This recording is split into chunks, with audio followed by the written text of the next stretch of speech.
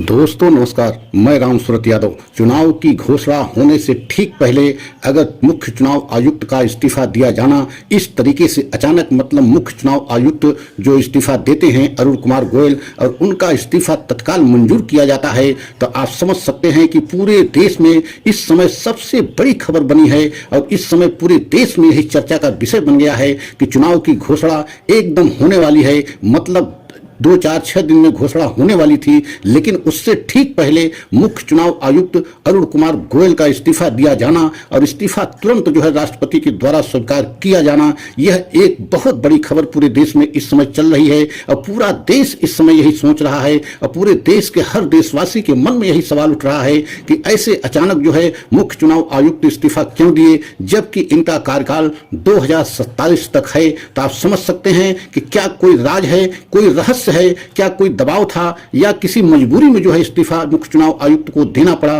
तो आप समझ सकते हैं कि ये बहुत बड़ा एक तरीके से देश को चौंकाने वाली खबर है। लेकिन आज हम इसी पर खुलासा करेंगे और बहुत बड़ा खुलासा करेंगे। लेकिन आप लोगों से निवेदन है, हमारे चैनल पर पहली बार हैं तो लाइक सब्सक्राइब कर लें, वीडियो को अंत तक देखें। सबसे पहले आपको ये बताना चाहते हैं कि 13 मार्च मतलब 3 दिन बाद जो है एक तरीके से सुप्रीम कोर्ट का जो ऐतिहासिक फैसला आया था, उस ऐतिहासिक फैसले में पूरी तरीके से जो है चुनावी चंदा स्कीम को असंवैधानिक जो है घोषित करते हुए और गलत घोषित करते हुए सुप्रीम कोर्ट ने बहुत बड़ा फैसला दिया था और चुनाव आयोग को भी आदेश दिया था कि 13 मार्च तक हर देशवासी के सामने आप वह डाटा जो है प्रस्तुत करें, जिसके माध्यम से मालूम हो कि कौन व्यक्ति, कौन उद्योगपति किस पार्टी को कितना चंदा दिया है। लेकिन आप समझ सकते हैं कि 13 मार्च आने से पहले अगर मुख्य चुनाव आयुक्त द्वारा जो है इस्तीफा दिया जाता है और इस्तीफा तत्काल स्वीकार भी किया जाता है। और आपको एक और बहुत बड़ी खबर बताना चाहते हैं एसबीआई को लेकर के। एसबीआई को जो है सुप्रीम कोर्ट ने आदेश दिया था कि 6 मार्च तक आप जो है वह पूरा डाटा जो है चुनाव आयोग को दे दें, जिससे ये जानकारी हो कि कौन कौन लोग, कौन कौन उद्योगपति चुनावी बॉन्ड को खरीदा और किस पार्टी को कितना चंदा दिया।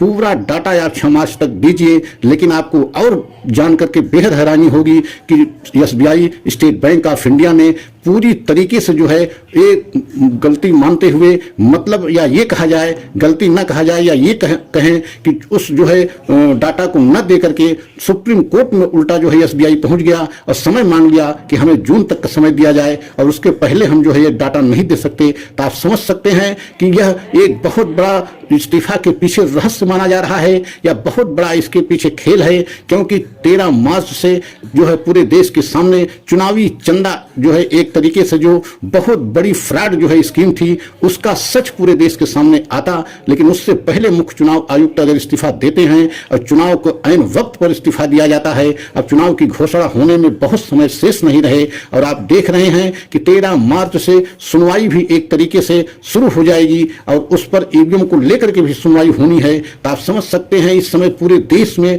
यह सबसे बड़ी खबर बनी हुई है कि ऐसे अचानक जो है मुख्य चुनाव आयुक्त को इस्तीफा क्यों देना पड़ा, किस मजबूरी में देना पड़ा, किस कारण देना पड़ा। क्या उनके ऊपर कोई दबाव था या उनके ऊपर अगर दबाव नहीं था तो ऐसे में चुनाव से पहले इस्तीफा क्यों दिए, चुनाव के बाद दे सकते थे, क्योंकि उनका कार्यकाल 2027 तक है। लेकिन अचानक चुनाव से ठीक पहले जो है उनका इस्तीफा दिया जाना पूरे देशवासियों को एक तरीके से चौंका दिया है और चौंका ही नहीं दिया है, अब इसके पीछे जो बहुत बड़ा रहस्य है, जो बहुत बड़ा राज है, जो छिपा है, उसको पूरे देश के सामने आएगा कि नहीं आएगा कि मुख्य चुनाव आयुक्त इस्तीफा क्यों दिए या उनसे इस्तीफा दिलाया गया। ये बहुत सारे ऐसे राज हैं जो खुल करके देशवासियों के सामने आ पाएगा या नहीं आ पाएगा। लेकिन इतना तय है कि सुप्रीम कोर्ट इस समय बेहद सख्त है और सुप्रीम कोर्ट जो है सुनवाई करने 13 मार्च से जा रहा है। 13 मार्च से ईवीएम पर भी सुनवाई होगी और इस स्कीम को लेकर के भी सुनवाई होगी, जो चुनावी चंदा स्कीम है उसके तहत जो है कौन कौन व्यक्ति और किन किन उद्योगपतियों ने जो है किस पार्टी को कितना चंदा दिया। यह डाटा 13 मार्च तक जो है पूरे देश के सामने आ जाना चाहिए था,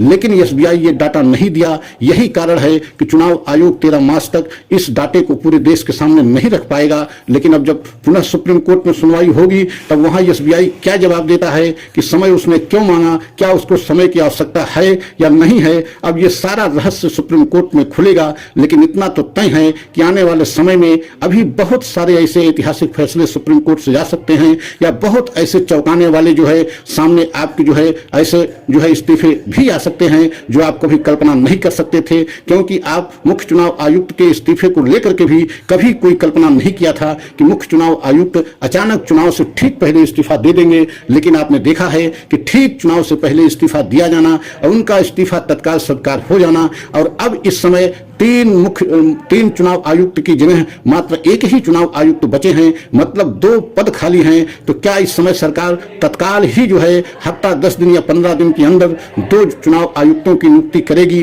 क्योंकि ऐसे में चुनाव भी एकदम नजदीक आ गया है। चुनाव की घोषणा होने में महज 10 से 15 दिन शेष बचे हुए हैं। तो ऐसे में देखना यह होगा कि सरकार अब कौन से कदम उठाती है। क्या तत्काल जो है 2 चुनाव आयुक्तों की नियुक्ति करती है, या एक ही चुनाव आयुक्त जो है पूरे देश की इस समय चुनाव की प्रक्रिया को पूरा कराएंगे?